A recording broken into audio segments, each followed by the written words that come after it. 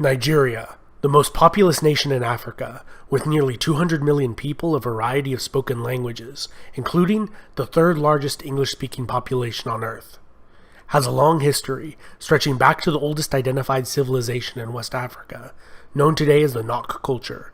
They were master sculptors in a variety of materials, ranging from terracotta to bronze. The Nok were centuries ahead of their neighbors, and were smelting iron weapons by at least 550 BC, and perhaps as early as 1000 BC. This enabled the Nok to hold influence over an area northeast of the Niger River, as large as modern-day France. Although little is known about the Nok, their trade routes exporting bronze and gold reached all the way to Western Europe. Unfortunately, since the 1970s, there has been a large amount of looting of Nok sites. In the 1990s, some crews employed over 1,000 diggers each day, with Nok sculpture showing up in Europe, the US, and Japan.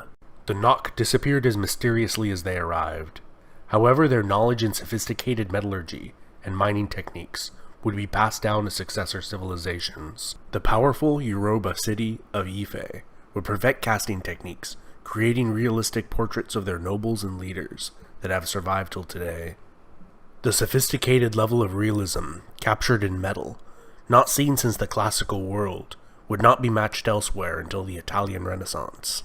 Ife was ruled by Oni, a line of divine kings said to be descended from a god.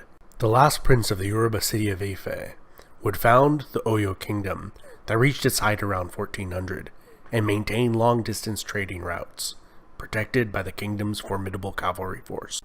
To the southwest, the Edo people of the Empire of Benin would also learn metallurgy techniques from the Ife, and constructed one of the most impressive feats of engineering and the largest earthenware structure ever erected, the Walls of Benin, which enclosed an area of over 2,500 square miles. In all, over 9,000 miles of walls comprise this megastructure.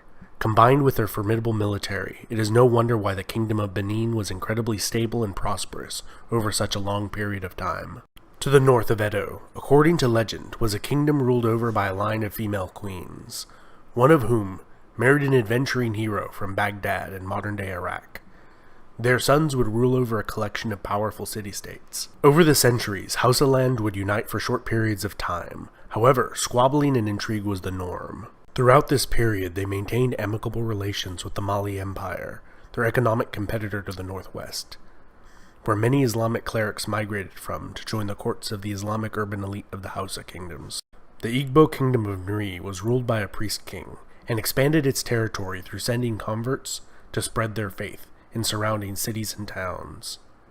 The kingdom reached its furthest extent between 11 and 1400. Encroached upon by the rise of Benin, and later the Atlantic slave trade, it appears to have maintained its authority well into the 16th century, and remnants of the religious hierarchy persisted until the establishment of colonial Nigeria. Jukun and Igala were two other formidable kingdoms that arose in the 14th century, and by the 16th, Igala was waging war on the Kingdom of Benin, challenging their long-time supremacy in commercial trade in the region, and with the arrival of the Portuguese, became involved in the inception of the transatlantic slave trade. From the 1500s through 1800s, many of the kingdoms in this region became extremely wealthy through the trade in precious metals and slaves.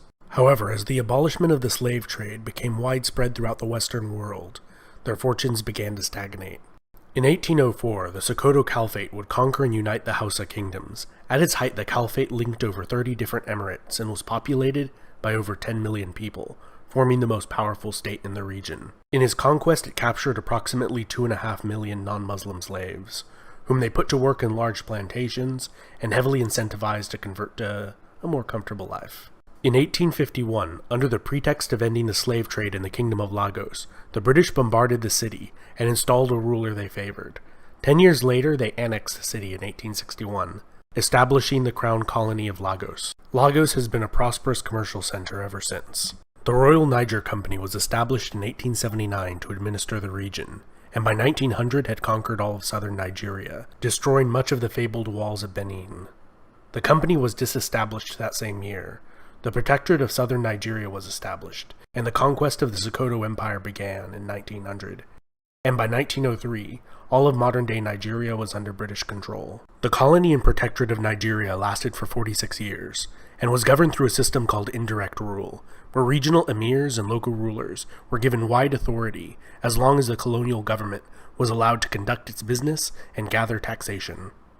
In 1960, the First Republic of Nigeria obtained its independence from the British Empire, which was weakened after fighting the Second World War. In 1967, the Republic of Biafra was declared in the southeast of Nigeria, fueled by the persecution of the Igbo living in northern Nigeria, and control over the lucrative oil production in the Niger Delta played a major role in fueling this conflict that saw over 150,000 soldiers killed and millions displaced.